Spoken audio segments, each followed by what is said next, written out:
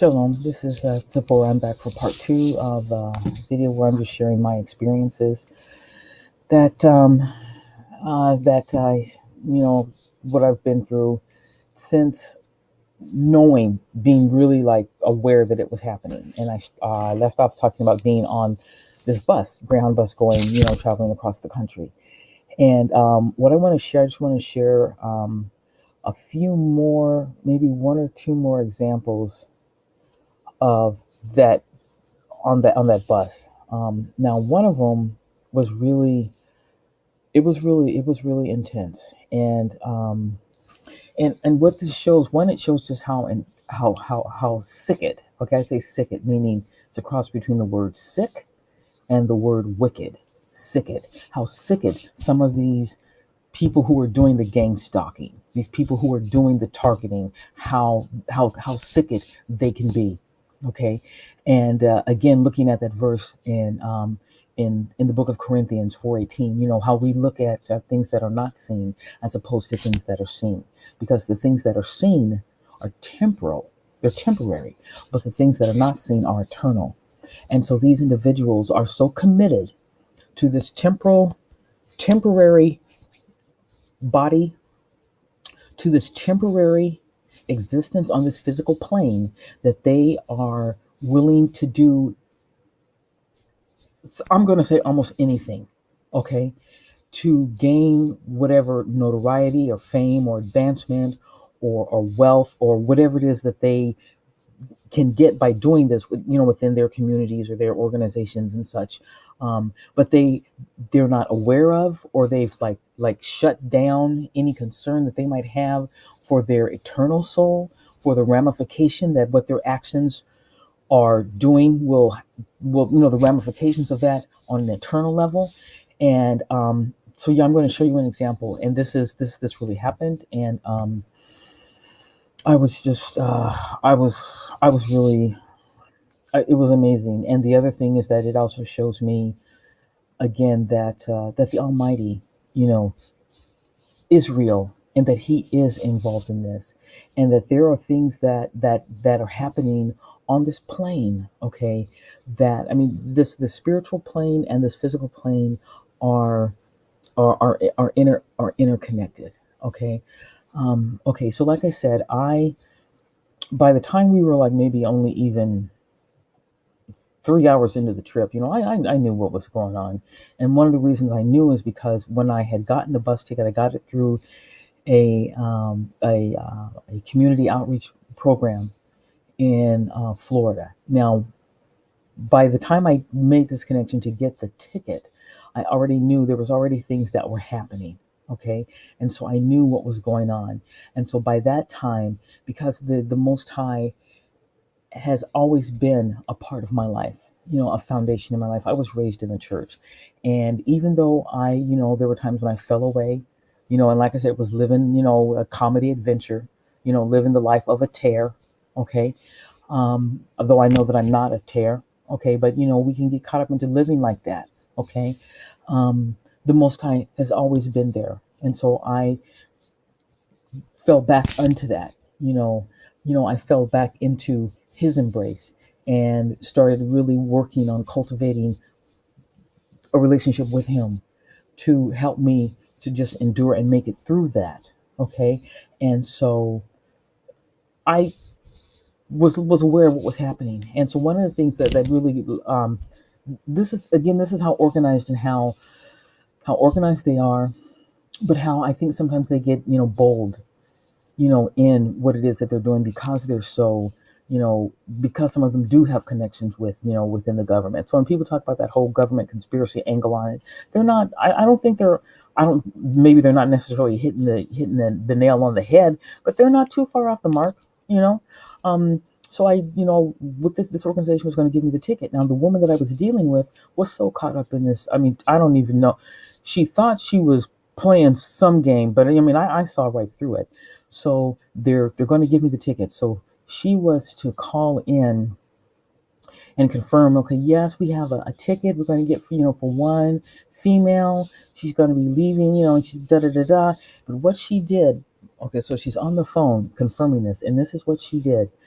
On that phone call, she told that person, okay, on the other end, every stop that I would have along the way, okay, to get to my destination. And the way she was saying it, like she would say like, okay, so yeah, again, let me just make sure, I'm going to go over this with you one more time to make sure you understand, because I just don't want any problems on my end, because then there's problems with the paperwork and they'd be looking at me sideways, you know what I'm saying, girl, as if somehow I'm supposed to go, oh yeah, yeah. What she was doing was basically, the person on the other end of the line was her handler, or whatever, she was telling them, okay, so, and then she's gonna leave here at this time, and then there's gonna be a stop here, and then there's gonna be a stop in such and such a place, and then a stop in such and such a place. So you understand that, yeah? Okay, and so then by at this time there, the bus is gonna stop at this place. Basically, she was setting it up. So, like, as I said in that first video, individuals who were, going to be hooked up into this, they could know, well, I can get a ticket and maybe ride from here to here, but y'all, somebody else going to further down the line, well, they're going to have to take it from here to here. Basically, she was setting that up to happen. And so when I got on the bus, I knew this. I knew that there was going to be, some nonsense going on this trip while I'm going across country. And lo and behold, that's what happened. So one of the encounters that I had, it was really okay. So like I said, by this time, I had my Bible with me. I was, reading my scriptures. I was, praying. I was just really just like staying in a place. Okay. The the Psalms, David, refers to it sometimes. It's in the Psalms, it's referred to as a secret place. Okay. Where we can go, where the wicked can't.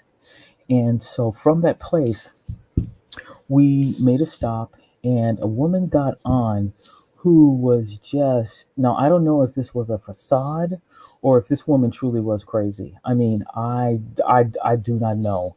I personally think that maybe it was a little bit of both, because I'm of the mindset that when these people who are doing this, again, like I said, what we look at the things that are not seen, what spirits are influencing them.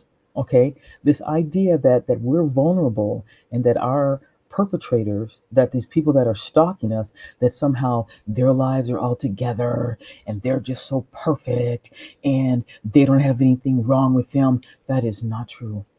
If you are able to stop and observe, once you know who some of these people are, and you stop and you observe them, okay, then you're going to see, one, that they're humans just like we are, that they have flaws just like we do. They have people that like them and people who don't like them. Because that was another thing that I've noticed, in my journey, that these people, they can be like in lockstep, just perfect organization when it comes to singling us out. But other than that, these people are backbiting one another, knives in the back, doing one another vicious, wicked. Some of them are so strung out on drugs. They're, no. There's a scripture. So I know I'm going off on a tangent, but I mean, this is. There is a scripture in the book of Psalms. Let me see if I can find it, where the Most High, where it says that He puts them. I'm just going to paraphrase it. He puts the wicked in slippery places. Okay, and that's why it's so dangerous and stupid. Okay, to get involved in doing that stuff to people, because they are putting themselves in a slippery place. Okay, they may be thinking, oh, yeah, we got, and we can do this stuff. We can bug her phone, and we can hack into her computer, and we can do this to her car, and we got this nigga so scared, he ain't even coming out the house, and he doing videos, but he got shades on while he's doing. I mean, they get confidence in that, but they're not looking at the fact that they are sitting up here in a slippery place. They are in a slippery place. No, I would not be on that side of this for nothing in the world. Okay, so this woman got on at one point, and she was just loud. She was boisterous. She was flamboyant. But it was like there was definitely a mental health issue going on with her. Okay, and she was like drinking, and you could smell it on her, and she was just disruptive on the bus the entire time. Now, At one point I was sitting in the back in a window seat, and she was kind of up front on the other side, up towards the front, closer to the driver. Now there was another woman that got on also, who, I don't know what they were going to coordinate, but it was clear to me that these people were hooked up, okay, and that I was the target, because they both at different times, like, like, looked at me. I mean, anybody who, I mean, anybody, when you're in a mall, you're in a restaurant, you're in a store, whatever, when the majority of the people, they're doing their shopping or whatever, they may look at somebody, but they're more concerned with, what else. It's just a glance. You're just maybe, just a brief glance in your direction, and they're continuing on with what they're doing. But they looked at me in such a way, it was as if they were confirming, okay, yeah, that's her. I mean, so it was clear that I was the target. It was just obvious. So I think what was supposed to happen was, the one woman was supposed to. I know this is going to sound really weird, but I got the idea that she was supposed to put I don't know, I want to say put a hex on me, put a spirit on me, do something. Because she like looked at me, she was like making and I was looking right back at her. You know what I mean? I was just like, you understand what I'm saying? I mean, because it says in the scriptures, resist the devil and he will flee. Okay, so this idea of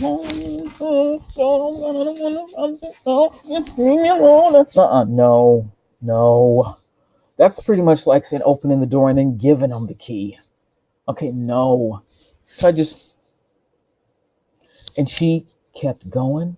She sat down. She didn't say anything more to me. She got off the bus and didn't come back. I have no idea. All I can tell you is that verse: resist the devil and he will flee. So now there's just this one. Okay. Now she actually at one point had tried to talk to me. Okay, when we were at the bus station, she was, we had to stop and everyone got off, and that was when she got on. And so she kind of, talks to me. And at first, because she was so like loud and boisterous and flamboyant, I didn't clue in that she was like one of those that was going to be stalking me. I didn't get that at that point. But once we got on the bus and she, things that were being said, I realized, oh my gosh, that's, wow, okay, no, this was new. Now she also, I think, was supposed to put a hex or a spirit or a curse or a vibration or something on me, and she couldn't do it either. Now this is the part. I mean, I'm telling you. Okay, remember I told you about that family that was on there? It was the mom. It was like a brother and a sister who were, maybe I'm going to put them maybe at like 19 and 16, and then like a younger two younger siblings that were like, 8 and 5 or something like that. And the mom was just kind of like, I mean, she literally just sat on the window seat, and the window side, and it's like, and the son was sitting with her, and they were like, if my seat is here, they were like right here on the other side. Make sure you can see this. So they were kind of in front of me, so I could see them. Okay, and then the girl, had all these like bangles, like not bangles, but like bracelets, and so she made it. She got into a seat, like she was like at first, which is, remember how the white girl was like, that girl is a total bitch, because she kept moving from seat to seat. Okay, telling these people, I need to sit here. Oh, please, just let me sit. I mean, she was just this one. These people. Okay, I mean, wow. So she ended up. She was one of them that, for the ride, for the time that they were on the bus, she was the one who was like, I think her assignment, okay, was probably to make sure that I didn't get any sleep, because I can remember, like, she was close enough to me. She was like sitting, like, at one point she got right across from me, okay, and then at another point she was like a little in front of me, and she so I was like, I would fall asleep and she would, shake all the bracelets on her arm, and I would just like, and she would laugh each time I did it. I was just like, oh, she was like, it was funny to her. It was funny. Okay. Um, it was just, so there was that constant harassment going on. And so then the, the woman that was really like, I don't know what was going on with her. She, so the guy, the son, the oldest one, was sitting with the mom, and the mom, of course, was tuning out the whole thing. It was like she really she could have been up any place other than on a bus, on a Greyhound bus, riding across, the country. So the woman comes. I remember she went. Okay, we had to stop. Everybody got off, and then it was time to get back on. And I remember the bus driver was waiting for her and waiting for her, and people were like saying, "Leave, man, come on," because she had been so disruptive and so just really out there. I'm like, "Leave her, come on, leave her." And so at one point, he literally was starting to leave, and she literally came running down the street. Wait, wait, wait, and he waited. Okay, he waited, and so she got on the bus, and she got situated in her seat, and she was like, really, you could smell the alcohol even more. And so she went to like the bathroom, and then she came out of the bathroom, and she literally, I'm not making this up. She literally came out of the bathroom and walked down the aisle. And again, I'm in the back, and I see her. She kind of looks at me, and she looks at me, and she looks at me, and I looked at her, and I looked at her, and then I looked away, and I kept her in my peripheral vision. I kept her in my peripheral vision. Now, she did not do to me what she apparently had been assigned to do, either because for some reason she chose not to, or because she couldn't. I don't know, because like I said, I don't do those things, so I don't know how to. I, it didn't have anything to do with me. I'm just saying that I don't know, and I'm not going to say it is the Most High because of what she did. It could not have been from the Most High, because what she did do, she would, whatever hex or whatever she was supposed to put on me, she didn't. This woman continued walking down the aisle, and there was a white lady with a baby. She literally, because she talked so loud, she literally was like, "Oh, that's just the cutest baby. Can I hold your baby? Oh, that baby's so cute. Look at that baby." And the woman gave her the baby, and I think she put it on the baby, because the baby started screaming and screeching and crying, and she gave it back to the baby, to the mom. And it was the reason I think that that's what happened, is because the family that I was telling you about, the brother, the older brother, he was like, and he looked at his mom. He was like, what? And the mom was like, I mean, she was looking at him. She did not care. This boy was so upset and like worried. He was just like, maybe somebody's gonna notice. Somebody's gonna know. Somebody's gonna know. And some people were like, "Oh my gosh, the baby's white." I mean, they didn't get it. They just thought the baby was upset because the baby didn't want to be held by this crazy drunk lady, but this crazy drunk black chick. But no, I think she put that on that baby. I really do. Can't prove it, but that's what I think. But I mean, after a while, the baby, it subsided, and whatever it was, it must have left. But that woman did that. She did that. I believe that she did that, and for whatever reason, she couldn't do it to me. She chose not to do it to me. Maybe she was in the mindset that she was in. Maybe she wasn't even sure it was me. I mean, I don't know why, but that is something that happened. That is something that happened. Can't prove it, okay, but I know that it did happen.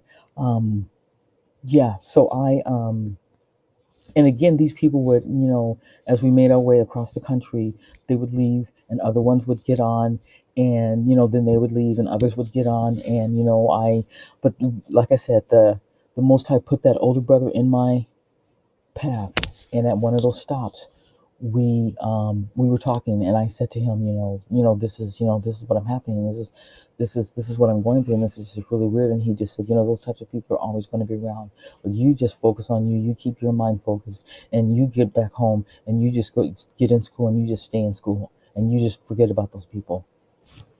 Amazing. Amazing. um yeah. So I've got some more experiences that I'm going to share, but this is part two. I'll maybe do a part three, or maybe even a part four and a part five, or whatever, because I've got a lot of experiences. But yeah, that's it so far. Okay, shalom.